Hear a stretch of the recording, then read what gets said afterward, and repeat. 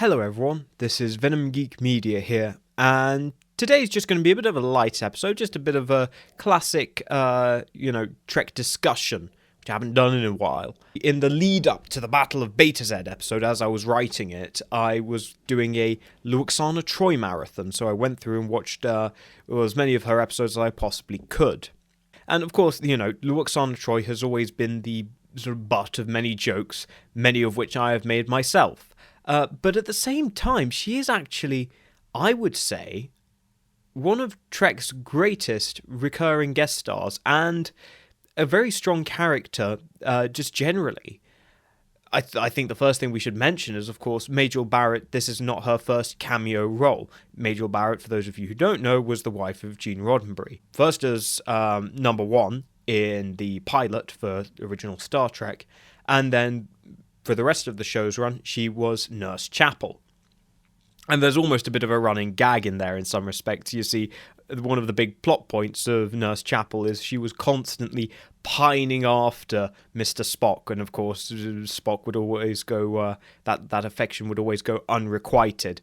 And then, of course, in TNG, she plays the very thirsty Lwaxana Troi, who again is just constantly chasing men who want nothing to do with her. It's a fun little in-joke. But as TNG goes on, they quite quickly move away from that whole joke, or relying on that gag. For the first few episodes of Lwaxana, they very much do rely on that gag, and it's funny when it is. In the episode Haven, she's a amusing obstacle for Deanna and her husband to be. Haven's not a good episode. Don't bother yourself with it. And then in the episode Manhunt, she's the primary antagonist in many respects. She comes aboard and Troy basically just warns Captain Picard, she's going to be gunning for you very, very hard. You might want to hide somewhere. And so Picard hides in the holodeck and then manages to palm her off onto the holographic bartender. Very fun little bit. But actually, that episode reveals she's not the antagonist, because of course she realizes that she doesn't realize, she knows that the two fish guys, the handsome race as Worf would describe them, that they were actually assassins. And I just love that scene, because it's just so overpowered. Like, the thing with Betazoid telepathy, and I think that was one of the things I wanted to communicate in the Battle of Betazed with some of those monologues from the Cardassians, was just how overpowered Betazoid telepathy is, to a ridiculous extent. I mean, could you imagine, let's imagine if instead of having Deanna Troi as the ship's counselor, we had Lwaxana, the episode Data's Day, and the ambassador beams aboard, and she's like, I am ambassador to Pell. And Lwaxana would be like, yeah, she's a Romulan agent, Captain. And she was like, oh drat. End of episode, done. That's Data's Day. It was a very brief day. And the Vulcan ambassador beamed aboard. She turned out to be a Romulan, and Lwaxana called her out on it. I mean, it's just perfect. And yeah, for that reason, like, Lwaxana is so much fun, and she really cements herself in that episode as, she's ridiculously powerful and not to be trifled with. In the next episode, Menage a Troi, that's a good fun episode. I wouldn't say it's a particularly standout Lwaxana performance. It's her being thirsted after rather than her thirsting after someone, which is, I suppose, a bit of a change of pace, and it is fun. Obviously, the best part of that episode is Picard reciting Shakespeare to show the Ferengi that he is madly in love with Lwaxana and will not hesitate to kill them all if he cannot have her. But really, yeah, the main episodes, there are two real episodes that I want to talk about with Lwaxana. And those are Half a Life and Cost of Living. We'll go for Half a Life first, because I think that's the first one that I really, really want to talk about. So, for those of you who don't recall, Half a Life this scientist guy is on the Enterprise, and he's developing a technique to stop this asteroid or something, or it's the sun of his planet, some kind of disaster from befalling his planet. He's a brilliant scientist, old man, sort of widower, and nice, quiet, sciencey guy. But Lwaxana just loves him, absolutely obsessed with him. Absolutely adores him, and he adores her, and I think it's a nice pairing as well. You have the more sort of introverted guy sort of paired up with this sort of more outgoing woman. They complement each other very nicely, and it is a very, very sweet relationship, and I would say far more believable than a lot of other one episode relationships.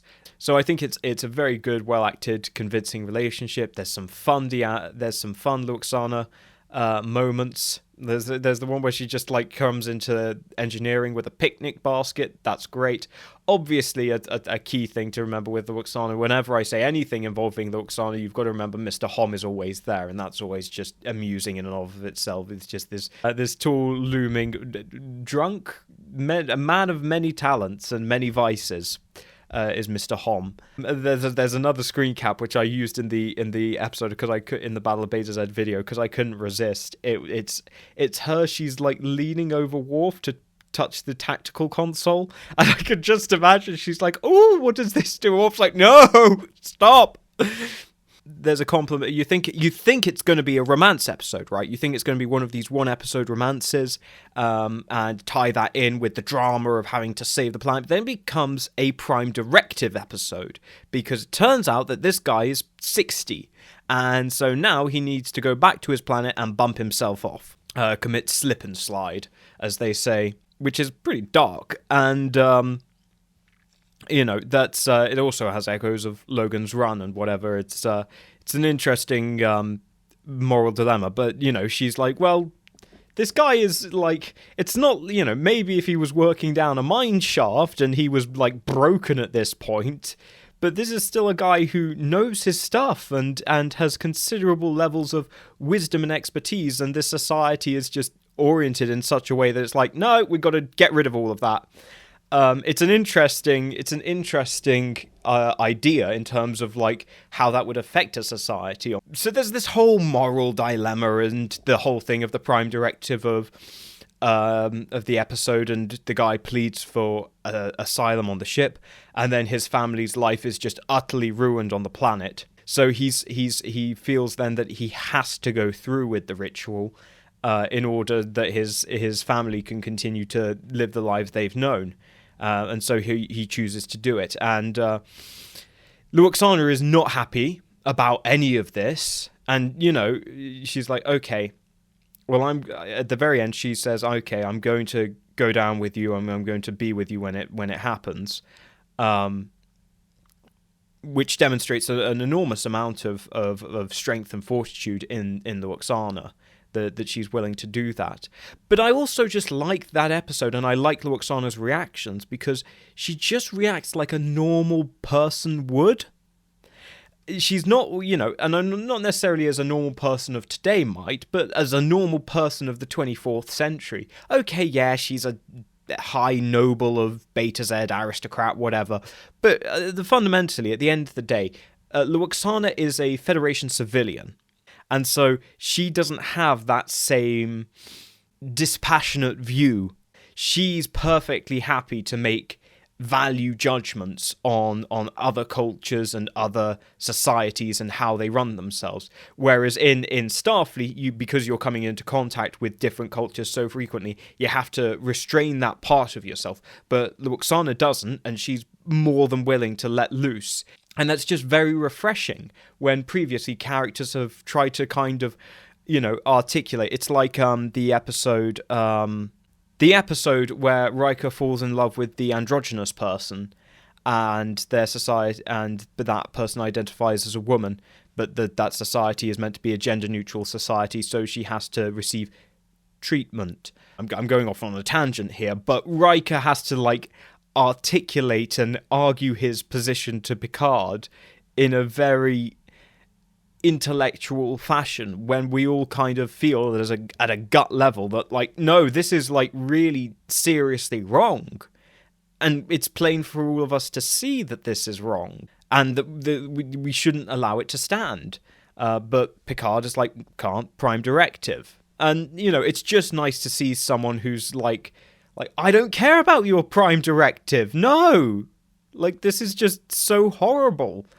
So it's a nice, refreshing take, and in that way, I think Lwaxana is a character that we can relate to.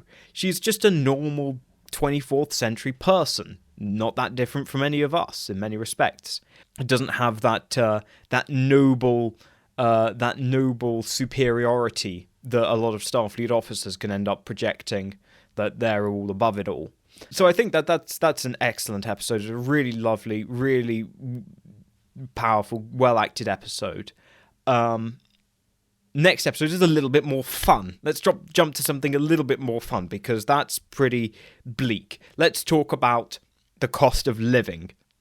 This is an excellent episode. So this is what is even the main plot of the episode? There's not really much of a plot at all, other than Lwaxana is on board and she's gonna cause some trouble. What is it? She's scheduled to get married to this guy who just has. She's gonna get married to this guy who just has no like of Betazed culture and customs. I don't know. I don't know why she wants to get married to this guy, but that's Lwaxana for you. Look, don't ask questions. Lwaxana does what Lwaxana wants. So the basic plot of the episode is, as far as I can recall, is Worf and Alexander are having trouble getting on because Worf is a terrible father. Yeah, Worf is a terrible father. I don't know actually if there's any further worth articulating there. And he's like, and Deanna, in her infinite New Age 1990s counseling wisdom, says, oh, well, you two should have a contract together. You two should write a contract as father and son. And of course, that goes about as successfully as you would imagine. Lwaxana and Troi are sitting at a table in 10 forward. Worf and Alexander comes in, and they're like, this isn't working. Worf is like, you know, he is unreasonable. And Lwaxana's like, well, of course he's unreasonable. He's a child. And she just basically sort of takes Alexander off and says, right, I'm just going to, you know what, I'm going to show you how to have fun. Well, not even show you how to have fun, but just cut loose a little bit, because Worf's all grumpy and I think almost what Worf is acting is like that he just expects Alexander to be an adult. And it's like, well, he's not, though. He's a child, and you've got to treat him as a child. Don't treat him like an idiot. Treat him as a child, and that's two separate things. And that's something that Lwaxana does, is that she's like, yeah, you know what, you need to be allowed to have fun. And not be sort of, beholden to the whims of some grumpy old git. And a lesson that she then takes into the finale of the episode, where she, of course, appears at her wedding in the nude, to the shock and horror of, most people, actually. It's a great episode, and it's just a great example of her showing up Deanna, and just showing how much better she is, like, in every respect, to Deanna. Imagine Lwaxana in that chair, because she would not hold back. She would be spitting straight facts to Captain Picard. So, yeah, that's her appearances in TNG. I'll just briefly touch on her appearance in Deep Space Nine. Most of her appearances in Deep Space Nine are relatively forgettable, other than the whole thing of her relationship with Odo, which I really like. I think is really sweet. Again, nice compliment there. And I actually, think that... So my opinion is that actually maybe they should have gotten together at the end of Deep Space Nine. I know, like, the whole thing is like, you know, Kira and Odo, and it's like, yeah, but... Like, Odo's behaved like a bit of a twat in when the female changeling was on board. He really did not cover himself in glory there.